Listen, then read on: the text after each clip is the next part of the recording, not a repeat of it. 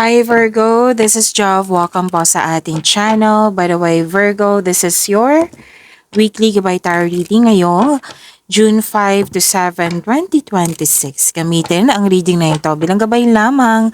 Tandaan Virgo, ito po ay general reading.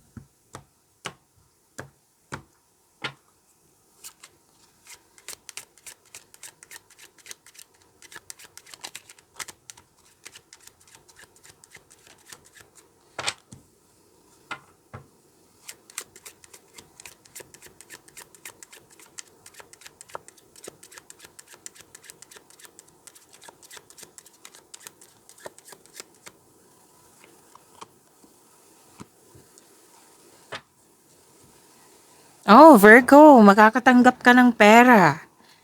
Yes. At sabi din dito na may raise allowance, sweldo, kita, bonus. Nakikita ko rin yung bonus dito. May nanalo din. May bumili sa inyo. Pagdating ng pera, makakabili ka na. Yan, makakabili ka na sa gusto mo. Like for example, gusto mo nang makabili ng isang sako ng bigas. Tapos may unexpected na dumating or tumaas yung sales mo para makabili ka ng isang sakong bigas. Okay? May refund din ako nakikita dito at may nakita rin ako ditong receiving a refund check. Yes. So may raise increase, claim, claim, claim. Okay? May financial security, financial stability nga, fulfillment sa pangarap. So may magandang nangyari, lalo na sa inyong kaperahan.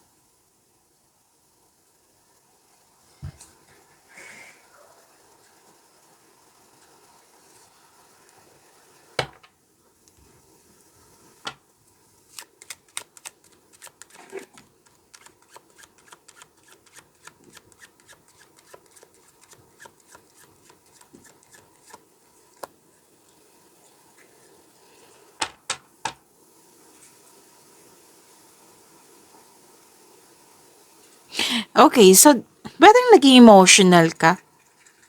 Oo. Na may concern ka sa dito, may energy dito na nagkaroon ng anger issues.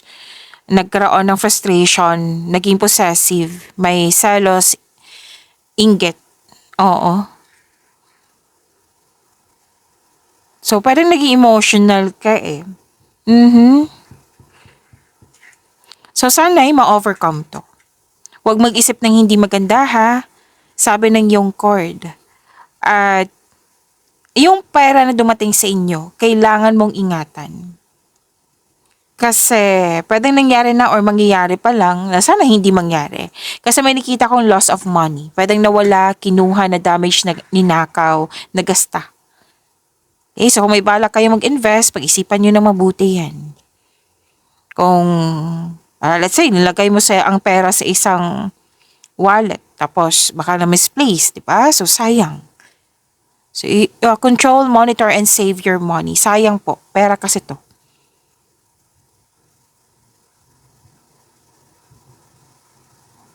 Okay? So, sana'y ma-overcome to. Kasi, mukhang masakit sa ulo na to eh. Like, nakikita ko talaga dito na pwedeng may gusto kang kunin. Pwedeng pinipressure mo yung sarili mo. Oo. Na sana po hindi Kasi alam naman natin, di ba, kung mapapressure yung sarili mo, that is creating blockages, maging exhausted ka, masa-stress ka, mapapagod ka niyan. So, hindi yan nakakabuti sa iyo. So, kung napansin mo na naging emotional ka na, make it balance po. Baka pagod kayo. Kailangan ng tamang pahinga. Baka kailangan nyo ng kausap. Pero may nararamdaman ako dito na kailangan talaga ng tamang pahinga. Okay? At pray. I-pray nyo po. I-pray mo kay God. Okay? Kasi may napansin ako dito na kailangan mo talaga ng may kausap or kailangan ng tulong. Kailangan ng tulong eh. Kailangan tulungan ng sarili.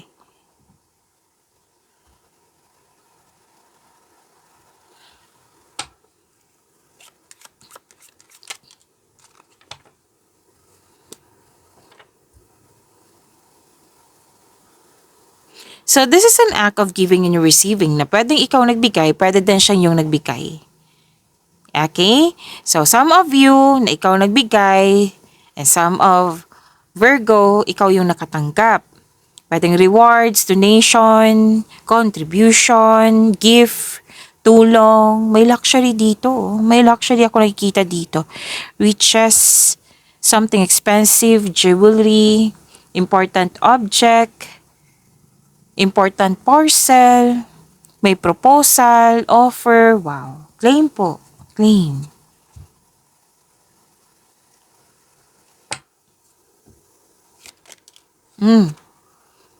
Talagang lumundag siya.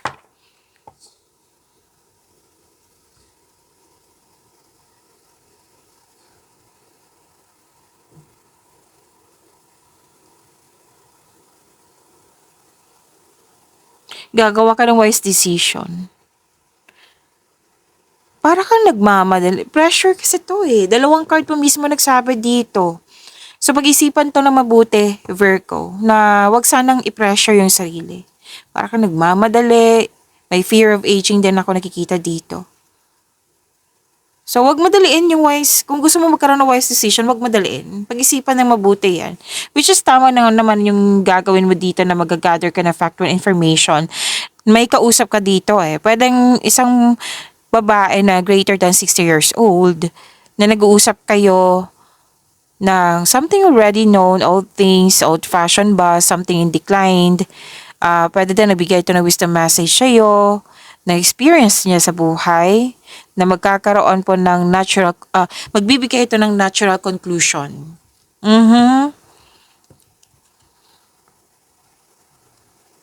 So, di ba most likely sa mga elders natin, yung hirap na hirap tayo kung paano bigyan ng solusyon, pero sa kanila, natural conclusion. Di ba? So, tama naman gagawin mo na pwedeng mentor mo to or parents mo, grandparents. Pwede din ikaw to. Okay? So, sana makagawa ka ng wise decision.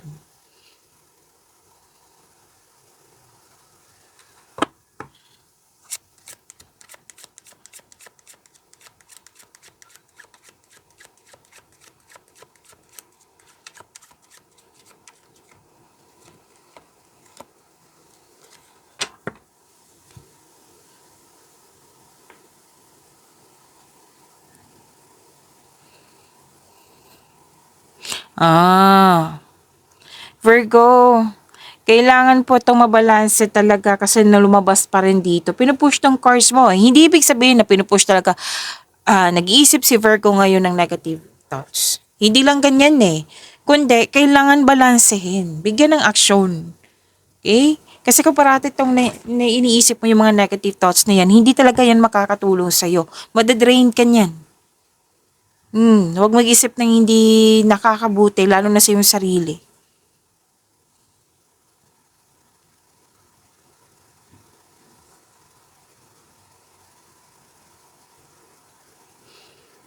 Okay? So, ang sabi kasi ng card dito, pinupush ng cards, na kung hindi man pabor sa'yo, or pwede din na may nangyari na hindi mo nakuha, or hindi mo na-achieve, or hindi pabor sa'yo, pwede din po, kung sino man po ito, pwede din na may kaaway, kumbaga hindi nag-cause ito ng yung negative thoughts nga. Nag-iisip ka ng hindi maganda. Kasi nga, yun nga, may pwede din nag-isalbahe yung tao. Yan. So, wag mag-response ng hindi maganda. Miss Job, kasi masama siya. Masama yung mga kahit na. Wag mong, kumbaga, kung ano man yung ginawang masama ng tao sa iyo or mga pangyayari na masama, wag mag-response ng masama. Okay? Sana nakuha mo yung tinutumbok ko, Virgo. Kasi, di ba, tao lang tayo. Minsan, maprovoke tayo. Di ba? Minsan nga ako, di ba, maprovoke ako. Pero, you have to control yourself. Tanungin mo yung sarili mo, ako ba to? Di ba, mabait ako? Yan. You have to control yourself. Why not turn it into positivity? Okay? Alam ko masakit, mahirap, kung ano man po itong na naguguluhan ka. Kailangan mo ng tamang pahinga eh. Pahinga na hindi nag-overthink ka, pahinga. Kausapin mo yung mga taong alam mong makakapagbigay ng kabutihan sa'yo. Like, more on positive yung binibigay sa'yo. Okay, na para mas maging mabuti ka. Huwag kang makipag-usap sa mga taong na negativity na para hindi ka maging mabuti. So, sana'y makuha, di ba? Makuha yung tinutumbok ko. Kasi, I believe na provoke ka nito eh. So, wag po talaga. May sinabi din sa akin ngayon, pwedeng na-provoke na-provoke siya. Baliktad. Okay? Na wag ka nang mag-response kung sa tingin mo hindi maganda yung energy niya, so sa tingin mo magalit na galit siya, space muna. Kasi that is a sign of respect sa iyong sarili at sa kanya. Para pag calm down na, relax na, pwede mo na siyang kausapin. Masasense mo yan eh. Kung may tao na may masamang intention, no, space muna. Hindi, kasi pinoprovoke niya ako. No. Alam mo naman natin, di ba, na hindi yan nakakabuti sa iyo. Okay? So, wag mag-response ng negativity. Wag na lang mag-response kung galit yung tao. Wag mag-isip ng... Basta na sinasabi ko sa ng core dito. Dito ka sa kindness. Okay? Dito ka sa kindness. Kung na-provoke ka, kalma lang.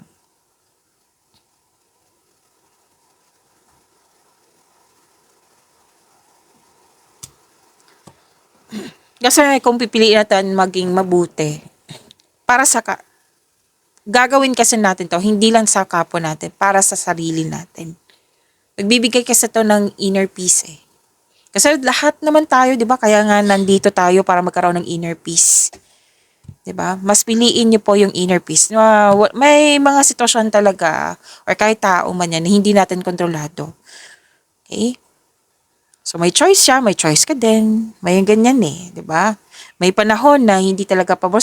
Kasi, don't take that as a negativity. Baka china-challenge may challenge na kailangan for your personal growth. Like for example, naging impatient ka. Parati ka naging impatient. So, may nais ka. Yung universe, kailangan itong hiningi mo, kailangan kasi ng mahabang pasensya nito. So, itetest natin yung patience mo, kung mahaba na ba. May mga ganyan eh. Pwede din protection yan. Okay, pwede din protection. Sinisave ka ni God. Diba? So, yan. So, let's proceed. Seryoso na tayo, Virgo. Talagang seryoso. Kailangan kong sabihin yung mensahe kasi ayaw kong magpahamak ka. Kailangan kong sabihin kasi lumabas nga dito. May reunion, togetherness, meeting.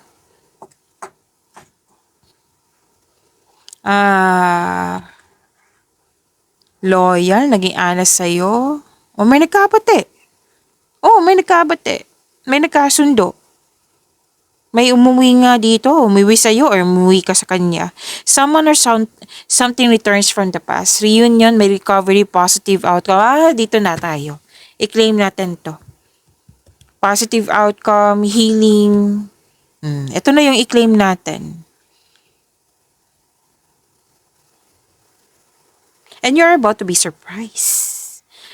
Surprise ka kasi may malaking pera ko nakikita dito. May good luck, rise in pay, increase in finances, may nanalo, may prosperity, may ginagawa kayo dyan na pwede din horrible yung start niya, like nahihirapan talaga kayo, pero at the end of the day, positive outcome. Pwede din po, nag-alala ka sa isang situation or status or condition, tapos at the end of the day, nakakuha ka ng magandang balita.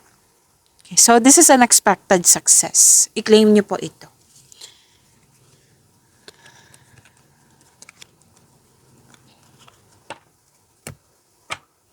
Kuha tayo ng Archangel message for you, Virgo, ngayong June 5 to 7, 2026.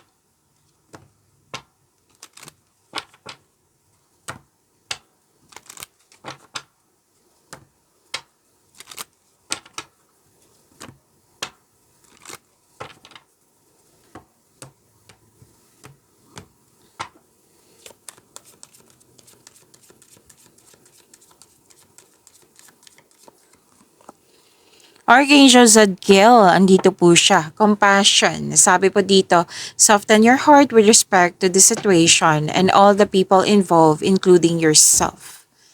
Okay, andito din siya. Kumbaga, show your kindness to everyone. Kahit binato sa'yo bato, batuhin mo ng tinapay. Okay? You show your kindness to everyone. Kung hindi na talaga okay, then put space. Kasi space is a sign of respect sa inyong sarili, sa kapwa mo, sa inyong connection. Okay? Compassion.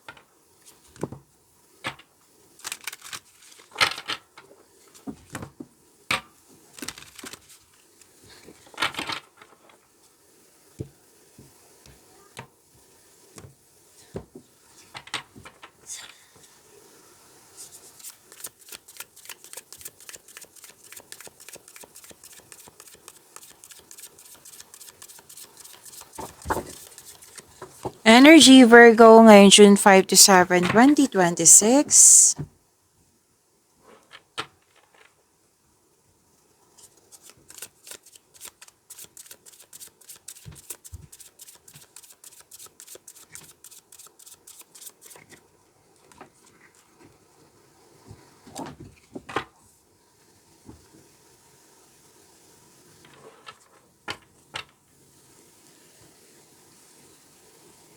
Virgo, maraming salamat po sa mga hindi nag-skip ng ads. Subscribe na po kayo sa ating channel at click bell notification para updated po kayo sa reading natin. Para pa sa mga gustong magpa-reading po, comment po kayo ng personal reading and check my reply sa comment section.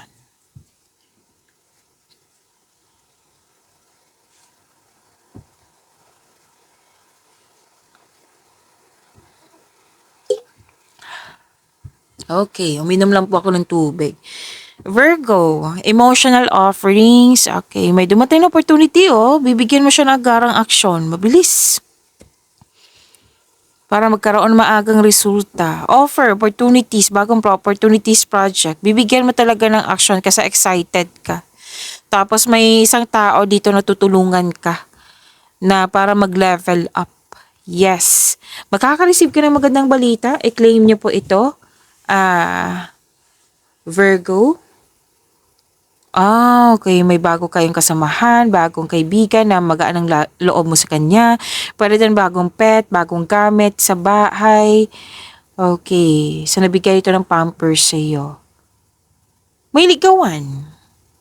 Sabi ng yung card, I know excited ka, pero sabi ng yung card, kailangan pong mag-observe ka muna. Kumbaga, kilalanin mo muna kung ano yung totoong intention niya. Okay?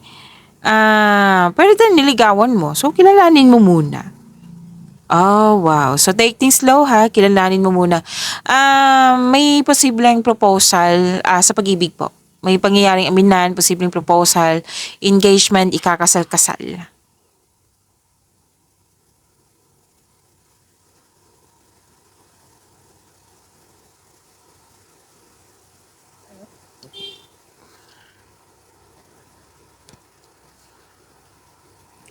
Okay, overcoming obstacles na 'to, kung ano man 'tong mga challenges na ito, nakikita ko naman dito na haharapin mo itong fear, struggles, or challenges at nag-move forward ka with courage.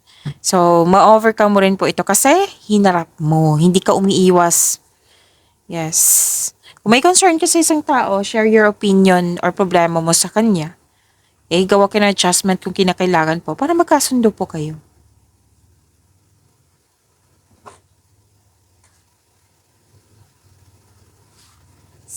So, you have a confidence and persistence in your career. Oo, career to eh. You're eager to achieve a successful outcome sa work. Dalawang card kasi nasabi dito na excited ka talaga. Na gusto mo makuha yung gusto mo. So, don't give up, don't doubt your strength.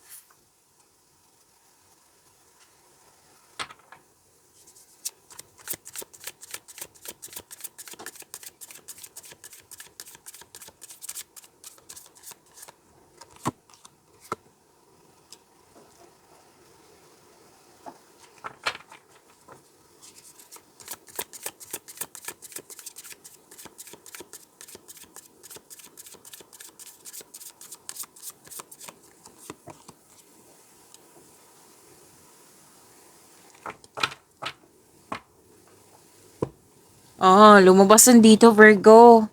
Yung mga tuto sa'yo, sa iyong desisyon, ideas, or plano. Opo. Or nakisawsaw, nangingialam, na pwedeng unexpected kasi to. Kasi, like, pwedeng akala mong nag-support sa'yo, pero hindi pala. May mga ganyan ako nakikita, Virgo. So, nasaktan ka dito, napagod at na-stress. Lumabas to kanina, ha? Oo, lumabas siya dito sa tarot cards niyo. Pero, ang maganda kasi, alam mo yung gagawin eh, like magpahinga. Nakikita ko yung pahinga dito. Kasi pagod ka or stress. Which is maganda to. Pahinga para makapag-isip ng mabuti, para magpagaling, makapaghanda.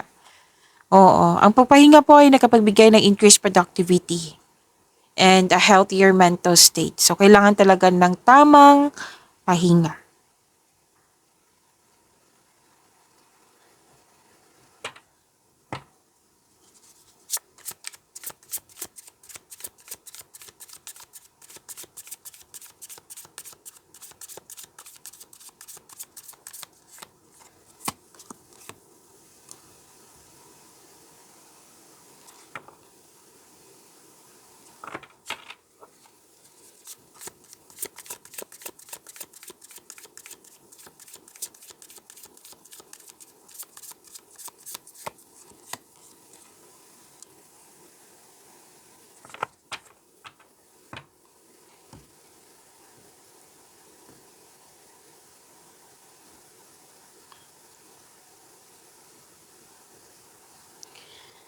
Virgo, gusto niyo bang ma-prompt kayo, ma-notify kayo na may, like, mapanood niyo po agad yung premiere ng video natin? Kung gusto niyo po, i-click niyo po yung bell notification. Kung hindi niyo po alam, magpaturo po. Huwag niyo din kalimutan na mag-subscribe sa channel natin. At Virgo, marami tayong video ngayong June 2026, yung monthly. June 2026, first half, June 1 to 15, 2026. At yung 3 months from now, June, July, August 2026. Kung nakalimutan nyo, kung hindi nyo pa napanood, andito lang po sa channel natin. Panoorin nyo po. Nag-o-offer na po ako ng rush reading. Kung gusto nyo po, comment down personal reading at antayin yung reply ko.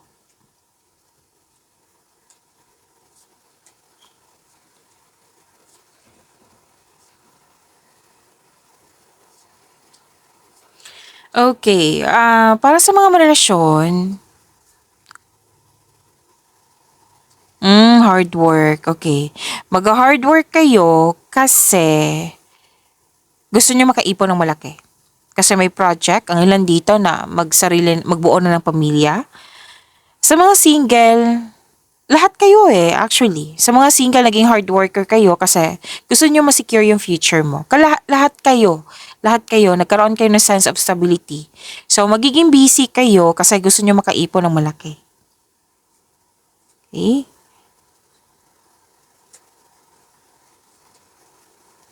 Marami kayong gawain, no?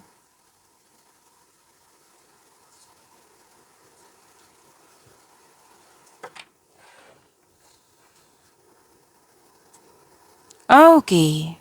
So, confirm dito na may parating na love or romance para sa mga single. Yes. Para sa mga relasyon sa buhay mag-asawa, same pa rin eh. May plano kayong mag-level up. Kaya hard work pa rin yung nakikita ko dito. Oo. May project or pwede din tong, yung sinabi kanina, dalawang card na mismo nagsabi dito na, anong tawag nito? May project or bibili kayo ng bahay, property, kasi may nakita kong property dito. Pero may ilang couple naman dito na kontento na sa inyong pagmamahalan. Mhm.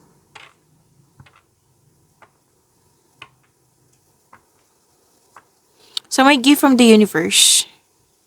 Opportunities. Mm.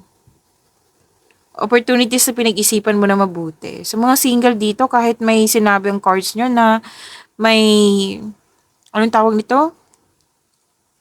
May parating sa'yo, di ba? May sinabi na kanina sa yung card. Ang some of you kasi guarded. Like, ayaw mo muna pumasok sa buhay na pag-ibig kasi guarded ka, ayaw mo masaktan. Mm.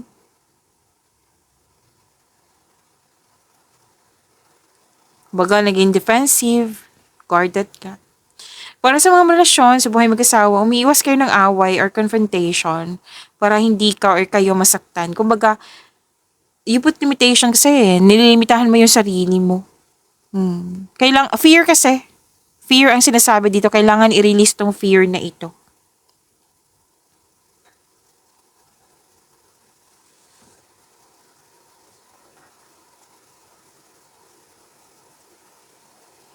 Okay.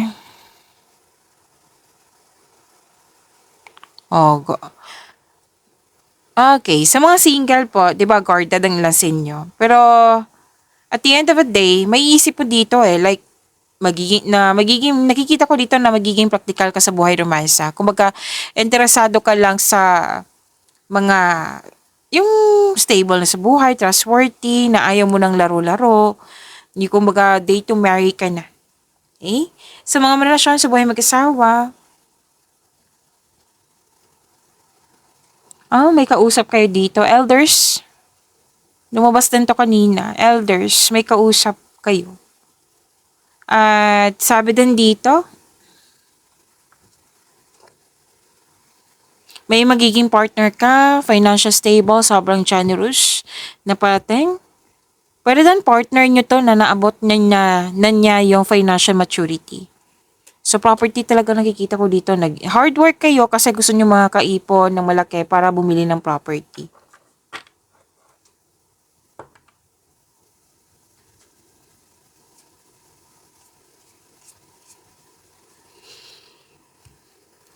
Ang ilan din dito ng mga single, nagmamadali na magkaroon ng relasyon. So, you need to slow down. So, kanina pa to sinasabi ng yung court. So, may gift, clarify na naman dito na may gift from the universe. Okay?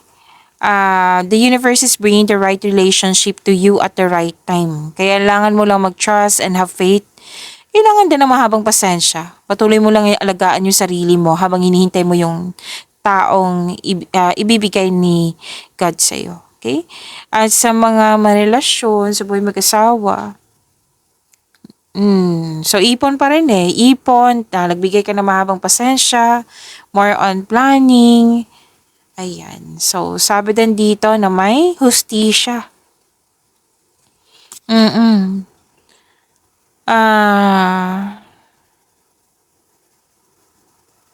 Okay. You need to balance your work. Kasi nakikita ko dito na some of you, walang enough time for yourself, to your partner, to your family. Huwag niyong hintayin na magkaroon ng hindi pagkakaunawaan ng dahil sa lack of time.